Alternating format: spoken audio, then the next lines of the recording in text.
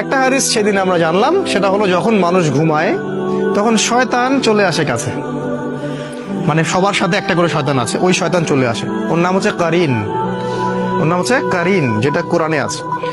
সে এসে এই যে আমাদের গর্দান আছে, এই গর্দানের মধ্যে তিনটা গিট দেয়, তিনটা গিট দেয়, এবং প্রতিটা গিটের সাথে সে বলে তোমার সামনে দীর্ঘ রাত, তুমি ঘুমাও, তোমার সামনে দীর্ঘ রাত, তুমি ঘুমাও, তোমার সামনে দীর্ঘ রাত, তুমি ঘুমাও, আরামে ঘুমাও।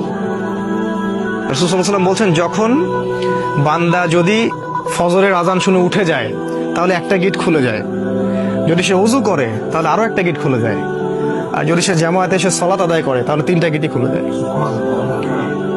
আর যদি এটা কাজ, এই তিনটা কাজ আমরা না করি, সকাল 8টা 9টা 10টায় উঠি, তাহলে তিনটা গিট নিয়েই সকাল করবে সে। তাহলে চিন্তা করেন তার সারাদিনটা কেমন যাবে।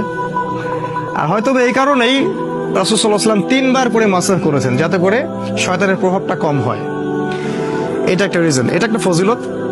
আর আমি যেই কথাগুলো বলছি, এই যে ফু দিয়ে মাসাহ করা, আবার গিটের কথা, আমাদের মডার্ন সো কল্ড এই যে ওয়েস্টার্ন সিভিলাইজেশন এবং সায়েন্স এগুলোকে অস্বীকার করে, এবং এই কথাগুলো আমাদের স্কুল কলেজের প্রফেসররা শুনলে